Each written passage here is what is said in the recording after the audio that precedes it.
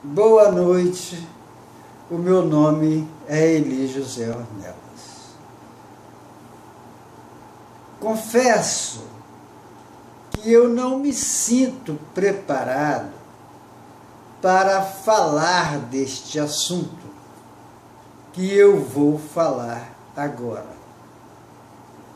Mas eu só vou falar porque eu vi um vídeo de um pastor que, enquanto ele gesticulava, uma aliança brilhava no seu dedo. Portanto, ele é um homem casado.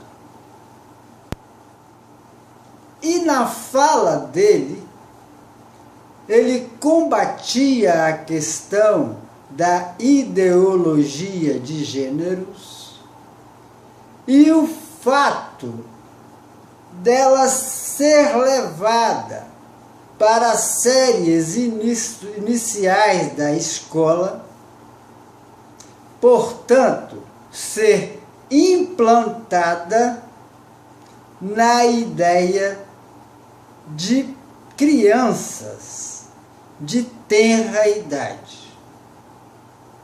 Mas como ele se denunciou que é casado, eu acho que os casados praticam várias infrações e se escondem atrás do fato de serem casados. O que é casado? Eu vou remontar a uma história antiga, não a história social, mas a história que muitas pessoas consideram uma fábula. Mas vejamos do que se trata. No paraíso, Deus fez o casamento, e o casamento que ele fez, não havia dama de honra, não havia juiz de paz, não havia, portanto, o casamento que se pratica hoje. O casamento que Deus fez do primeiro casal foi simples. O que ele disse? Ele disse: tornai uma só carne. E como que um homem e uma mulher tornam-se uma só carne? Só na concepção, só no filho. Porque no filho está as informações biológicas do pai e da mãe, meio a meio. Portanto, não se pode separar, porque se separar, o pai requisita suas carnes e a mãe requisita as suas. É necessário, então, dividir o filho ao meio. E dividir o filho ao meio é matá-lo. E existe um mandamento dizendo que não matarás.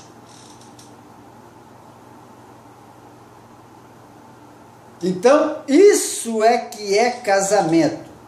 Certidão de casamento, feita no cartório pelo juiz de paz, não é casamento de Deus.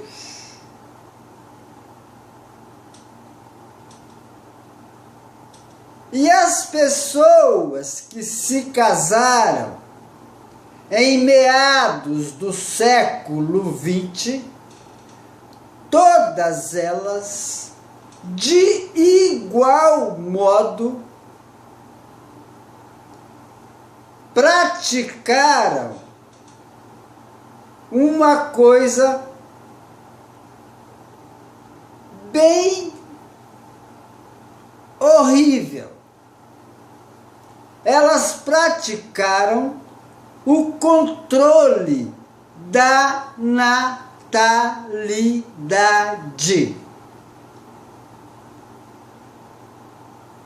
Ora, se uma criança que nasce, se um feto que passa a existir é da vontade de Deus, ele só vem a existir pela vontade de Deus. Se usam contraceptivo para que isso não ocorra, está, então, adulterando, alterando, prostituindo a vontade de Deus. Porque o sexo que se pratica usando o controle da natalidade não é o sexo que Deus mandou no paraíso. Ele é fornicação. Veja bem quantas vezes isso ocorreu de meados do século XX até aqui. As pessoas, quando vão combater a ideologia de gênero, o aborto, se esquecem que matam uma pessoa que já existe, mas ela mesmo mata uma pessoa que não virá a existir. Ela pratica o ato como se isso fosse acontecer. Então Deus pega uma alma para aquela pessoa, mas o casal não deixa que ele aconteça. Eu acho isso, eu não acho nada, mas isso é mais horrível do que o pecado de Sodoma, que foi uma cidade destruída por Deus. Imagina só, 7 bilhões de pessoas praticando esse ato, enquanto eles não postergaram a vontade divina, porque ele precisa de um número determinado de almas para que os seus planos sejam concluídos. As pessoas não pensam quando metem a lenha num certo segmento, em outro segmento, e não enxergam a si mesmo. O nosso pecado é pior do que o de Sodoma. Se Sodoma foi destruída com fogo, de que nós seremos destruídos? E quando? Será que já não passou da hora? Porque nós somos cínicos, hipócritas, descarados, cada um pior do que o outro. Boa noite. Muito obrigado.